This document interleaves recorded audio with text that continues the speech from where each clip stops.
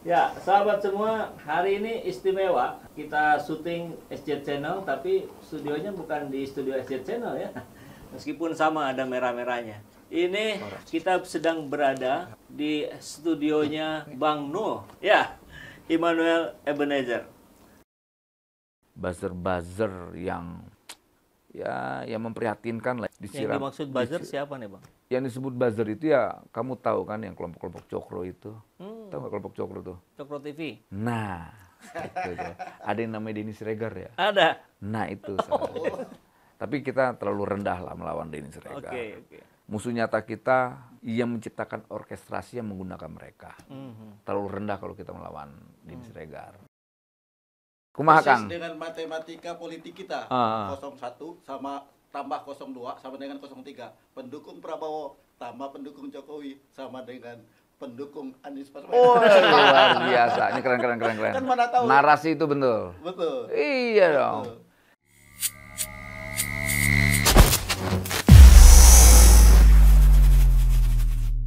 Itu luar biasa, menarik sekali ya melihat sosok Bang Nuh yang tetap istiqomah, konsisten untuk mengusung Mas Ganjar, tapi di saat yang sama justru mengusung isu rekonsiliasi, terus-menerus kemana-mana dibawa-bawa. Dan bahkan dengan profil seperti itulah kita tahu sendiri Bang Nuh juga dihantam sana-sini. saya mau lihat pendapat Pak Tarmizi terkait bagaimana aura atau persiapan pemanasan Pilpres ini kita gaungkan tapi dengan narasi-narasi yang positif seperti yang disampaikan oleh Bang Nuh tadi. Kira-kira bagaimana Pak Ya Tarmizi? ini menarik sekali ya. Apa yang disampaikan oleh Bang Noel itu tentang rekonsiliasi.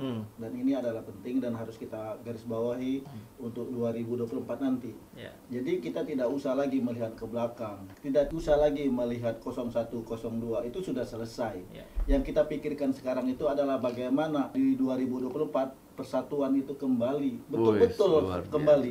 Dan cara yang termudah itu adalah bagi kita pribadi adalah bagaimana Anies Ganjar bersatu. Wes. Nah, kalau mantap kan, Pilpres selesai itu nggak akan ada rentetan masalah lagi. Kita kenal udah Anies Ganjar sudah bersatu, insya Allah aman Bang. Saya doain Wih, jadi menteri keren. Bang. Jangan, Tapi Pak. kalau dibalik sedikit gimana itu? Jadi Ganjar Anies. Ya, jadi kalau kita Ganjar Anies kita tinggal lihat. Ini kan Pilpres itu kan festival gagasan dan festival prestasi. Ya. Nah, kita tinggal timbang-timbang saja. Siapa di antara dua ini yang paling banyak prestasinya kan?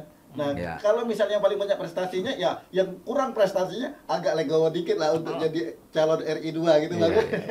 Itu menarik sekali ya tentang wacana Anies Ganjar. Karena saya pendukung Ganjar, saya sih maunya Ganjar Anies. Ya. Tapi benar, kembali ke tawaran Kang Tarmizi tadi bahwa diadu aja gagasan dan program. Betul. Misalnya kayak gini, ternyata yang paling banyak prestasinya Mas Anies, yang kurang ya legowo jadi wapresnya. Begitu juga sebaliknya. Misalnya Mas Ganjar yang paling banyak prestasinya, ya Mas Ganjar juga dong, kan gitu. Betul, Nah, betul. inilah yang penting bahwa rakyat tidak lagi disuguhkan isu atau program-program yang menyesatkan. Betul, politik pecah Gitu, belah. apalagi kayak sekarang di era digital sekarang, ngecek yang namanya prestasi Anies kan tinggal googling aja. Betul. Begitu sebaliknya, Dengan mau Mas ngecek Mas Ganjar, tinggal googling aja prestasinya apa aja. Nah, ini kan dua-dua ini adalah orang yang memiliki elektabilitas, Betul. kemudian kepemimpinannya diakui publik. Betul. Nah, problemnya cuma satu, tidak memiliki partai. Dua-duanya Ya sama. kan? Mantap kan? Mereka tidak memiliki partai, kasihan juga ini. Adapun orang yang memiliki partai tapi tidak memiliki elektabilitas. Betul. Gitu loh. Nah, orang yang tidak memiliki elektabilitas ini kan berarti tidak ada pengakuan publik terhadap kinerjanya. Kalau orang yang memiliki elektabilitas itu kan berarti orang yang diakui Oleh publik publik, betul. berkaitan dengan kinerjanya. Itu logika yang sederhana. Betul. Ya kan? Nggak usah jauh-jauh. Nah, kita lihat memang Mas Ganjar, Mas Anies, dua tokoh atau kader bangsa ini mereka memiliki elektabilitas dan pengakuan publik yang cukup luar biasa. Nah, problemnya kembali lagi tadi, mereka tidak punya Kalau partai. Mas Anies kan jelas tidak ada di mana-mana nih. Tapi kalau Mas Ganjar kan ada di PDIP, Bang. Ya, ada di PDIP, kita lihat realitanya kan dihabisin juga di PDIP. Ini saya sampaikan berkali-kali, Ganjar ini seperti bunga yang tidak ingin berkembang. Atau apa ya istilah yang paling bagus buat Mas Ganjar. Orang yang ya tidak diinginkan harumnya lah bunga ini, kayak gitu. Padahal Ganjar ini kan sosok Kayaknya kader partai. tambah harumnya kalau bergandengan sama Mas Anies ya. Sepertinya tuh. Sepertinya. Ini bagus sekali. Betul. Makanya saya tidak pernah menolak selama basis politiknya adalah rekonsiliasi. Iya. Gini, siapapun mau Anies, mau Ganjar atau siapapun, dia mimpin kalau seandainya rakyatnya masih berkelahi, menurut saya nggak ada gunanya. Iya. Capek Gitu Bang. loh, iya kan? Capek. Gitu misalnya kayak Kang Tarmizi, oke Anies presidennya, lantas kalau di bawahnya berantem gimana? Suka nggak? Jangan Nah, berat. sebaliknya saya ngedukung Mas Ganjar, tapi Mas Ganjar tidak mampu menyatukan rakyatnya, saya juga nggak mau dukung Mas Ganjar. Buat apa? Betul. Kalau yang saya dukung hanya menciptakan kejahatan baru, hanya menciptakan perpecahan, buat apa saya dukung? Betul. Tidak menyelesaikan Nggak persoalan menyelesaikan bangsa. persoalan. Makanya ya ke depan nanti ya betul kembali tadi seperti apa yang saya sampaikan tadi bahwa ke depan itu harus basisnya rekonsiliasi. Ya sudahlah rakyat mandatkan saja ke siapapun pemimpinnya mau Anies, mau Ganjar atau siapalah ya atau Ganjar Anies, Anies Ganjar terserah lah. Kita mandatkannya udah ini rekonsiliasi dong. Perpecahan ini dihentikan gitu. Kemudian buzzer-buzzer yang selama ini mengeskalasi perpecahan harus ada pertanggungjawaban hukumnya. Gitu. Ya kita bukannya tidak begitu militan dukung Mas Ganjar, militan banget. Saya begitu juga saya yakin Kang Tarmizi. Begitu militannya pasti mendukung Pak Anies Baswedan. Betul. Tapi apa kita mau pukul-pukulan? Betul. Nggak mau kan? Nggak mau, nggak boleh. Iya, kita mau salaman, kita mau Berangkulan. pelukan, merangkul. Cipika, cipiki, Nah, iya, cipiku cipika, gitu ya. cipiki. Ya nanti mudah-mudahan aja kalau misalnya menang Ganjar, ya diakui oleh kelompoknya Anies. Kalau yang menang Anies, diakui oleh kelompoknya Ganjar gitu loh. Kemudian yang menang jangan juga angku. Betul. Itu yang kalah juga jangan juga bikin ribet. Betul. Gitu gugat gugut. Ya udah akuin aja lah. Toh namanya pemilu itu kan 5 tahun sekali, tidak selamanya. Kita bukan milih raja kok. Nah kalau seandainya dia kinerjanya buruk juga bisa di-impeach gitu loh. Jadi jangan khawatir. Ruang-ruang hukum, ruang-ruang demokrasi kita kan cukup memadai ya. Kita apalagi sekarang era industri digital ini. Orang bisa bersikap kalau tidak ada media arus utama, ada yang namanya Twitter, Facebook, dan YouTube ya kan. Jadi kita tidak terlalu tertutup saluran politik kita. Saluran politik kita banyak sekali dengan industri digital hari ini. Sebegitunya Kang. Ya, menarik sekali ini. Bagaimana sosok Bang Nol yang pendukung Pak Jokowi dan sekarang mencoba juga untuk mendukung Mas Ganjar, tapi tetap mengedepankan selain kalau tadi dibilang rekonsiliasi, tapi juga tetap sikap kritis. Dan kita lihat agak anomali juga ya, ada pendukung Pak Jokowi tapi kritis terhadap Pak Jokowi. Mengkritisi tentang PCR, mengkritisi tentang apalagi Bang? Minyak goreng. Minyak goreng. PCR, vaksin, bansos, bantuan sosial, banyak lah. Ini sudah sikapnya sudah seperti oposisi saja gitu, seperti Rocky Gerung, Refli Harun gitu. Jadi banyak kesamaan. Ya, itu. Nah, yang ingin saya tanyakan, kenapa Abang bersikap seperti itu sehingga akhirnya kan dihantam juga tuh dari sana sini, Pak. Saya sudah sampaikan ke Presiden Jokowi bahwa yang saya dukung kan bukan kekuasaannya, ya saya dukung tuh cita-citanya. Gitu. Kalau aktivis yang benar itu yang didukung jangan kekuasaan. Kekuasaan itu kecenderungan korup, jahat, dan zolim itu tinggi. Pada siapapun. Dan siapapun yang berkuasa. Makanya saya sampaikan saat itu pada Presiden, Pak Presiden, yang saya dukung itu cita-cita Bapak. Soal misalnya kayak Indonesia sentris, tidak Jawa sentris lagi. Kemudian soal revolusi mental, banyak lah. Itu saya suka sekali. Dan beberapa gagasan-gagasan Presiden dan itu diimplementasikan langsung dengan Presiden. Karena nih, Presiden Jokowi ini karakternya emang eksekutor. Gitu. Nah problemnya kan di sekelilingnya ini banyak maling nih, garong nih. Di lingkaran itu banyak maling nih, garong-garong ini. Ya kan itu terbukti. Yang satu sibuk main PCR, ngerampok rakyat lewat PCR.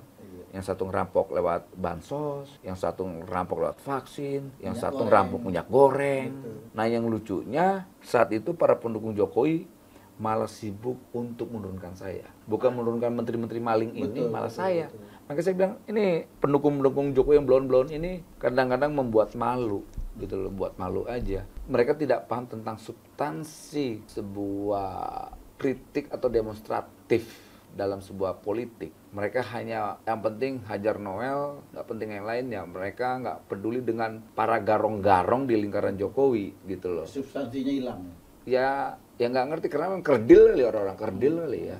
Gitu kita berhadapan dengan orang-orang kerdil gitu loh. Makanya saya ini kan banyak sekali musuhnya karena ya saya nggak tahu, saya tidak mau mengklaim saya orang yang punya integritas. Tapi sampai detik ini saya alhamdulillah saya coba menjauhkan yang namanya korupsi. Apa yang saya kritik, saya tidak punya motivasi untuk memeras. Apa yang saya kritik, saya tidak punya motivasi untuk mengambil jabatannya. Gitu ya, resikonya ya saya di-outin. Gitu, saya di-outin. Tapi saya bangga. Bangganya kenapa? Saya dicopot bukan karena hal yang tercela. Betul. Itu yang paling penting. Kan banyak orang dicopot kalau nggak kasus korupsi, narkoba. Bukan narkoba, ya ada hal-hal yang tercela yang lainnya. Gitu. Atau tidak, dia tidak mampu bekerja di situ. Kalau saya kan bekerja. Perusahaan rugi, bisa saya bikin untung. Gitu loh. Dari rugi, utang akumulasinya 350 M. Saya waktu mimpin hanya berapa bulan jadi komisaris utama, keuntungan waktu saya keluar itu 45 M. Kalau di total jadi 395 M. Bayangin. Semua orang menganggap bahwa itu hal yang impossible. Kok bisa untung segitu banyak ya, Wel? Jangankan untung sekian puluh miliar, 1 M aja itu hal yang nggak mungkin. Tapi saya buktikan, gitu loh, saya buktikan. Makanya mereka ketika mengevaluasi saya soal kinerja, mereka nggak bisa. Yang paling mungkin apa? Kelompok yang mendukung 3 periode, garong-garong minyak goreng, bansos, PCR. Wah, dapat isunya waktu saya coba menjadi saksi meringankan Munarman. Gitu loh. Wah, mereka ngerokin saya. Tapi alhamdulillah lah, mereka hanya mampu mencopot jabatan doang. Tidak mampu mencopot pikiran saya. Mantap. Gitu. Dan itu yang penting. Iya. Bang, kan barusan abang cerita ini orang-orang ini banyak garong, banyak maling di sekitaran Pak Jokowi.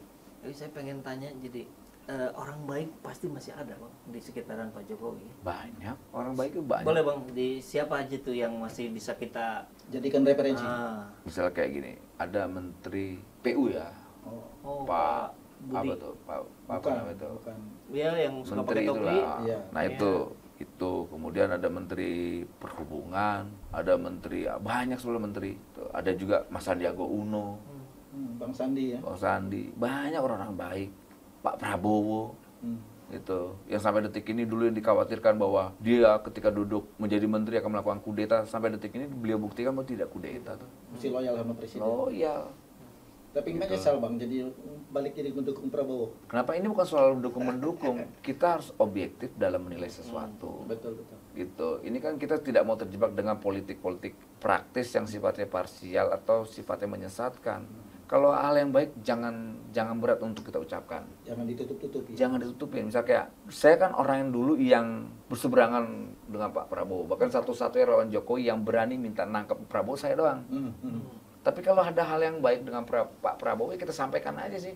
Betul. Pak Prabowo baik. Begitu Gitu juga ya. dengan Mas Anies. Kalau ada hal yang baik dari Mas Anies, akuin aja sih. Betul. Kenapa harus kita... Apa susahnya gitu Nah, ya? iya. Itu jadi berkat buat kita. Kalau ada hal yang baik kita akui. Begitu juga ke Pak Jokowi.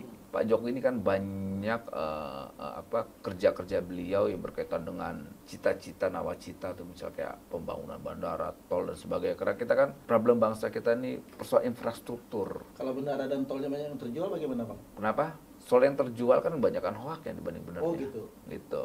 Faktanya kan ya kita lihat ya, saya punya keyakinan sekali persoalan tol itu. Karena kita ini kan soal akses kesejahteraan Pak. Dulu orang mau ngebangun ini namanya tol Sukabumi di era Jokowi kan diselesaikan.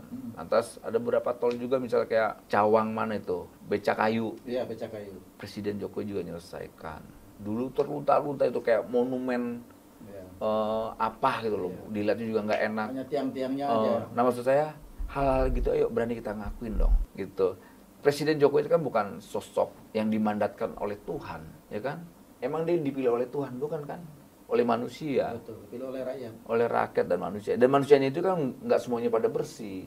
Nggak semua juga uang, nggak juga. Jadi kalau dalam jangan Islam, juga. kalau dalam Islam itu bang, pemimpin itu adalah cermin dari rakyatnya. Nah, Rakyatnya cermin dari pemimpinnya. Nah, alhamdulillah kita kan dapat pemimpin yang begitu baik yang mau bekerja lah ya, seperti Presiden Jokowi. Nah, mungkin mudah-mudahan aja 2024 nanti dapat pemimpin juga yang kalau dia tidak bisa kayak Jokowi minimal di atas kayak Jokowi lah. Jangan sampai nanti turun. Sempet turun bangsa ini akan hancur. Betul. Dan itu Gitu. ada pada Anies Baswedan kayaknya bang. Ya mudah-mudahan ada di Mas Anies ya. Karena saya kan pendukung Ganjar. jadi ada di Ganjar. Gak apa-apa, itu bagus. Ini namanya dialog. Iya, betul. Ya kan? 2024 itu tahun krusial Pak, gitu loh. Salah mendapatkan pemimpin nasional, Dan itu berbahaya ke depan. bahaya, gitu loh. Kita bukan milih kelompok gangster soalnya, Betul. pemimpin gangster bukan. Kita pemimpin yang bisa bekerja, yang bisa membawa ratusan juta rakyat ini mendapatkan masa depan yang baik. Kita butuh pemimpin nanti yang bawa para pembantunya bekerja untuk rakyat, bukan rampok, maling. Maling lewat PCR, maling lewat bantuan sosial, maling lewat minyak goreng, maling lewat vaksin gitu loh. Jangan kayak begitu, kita capek.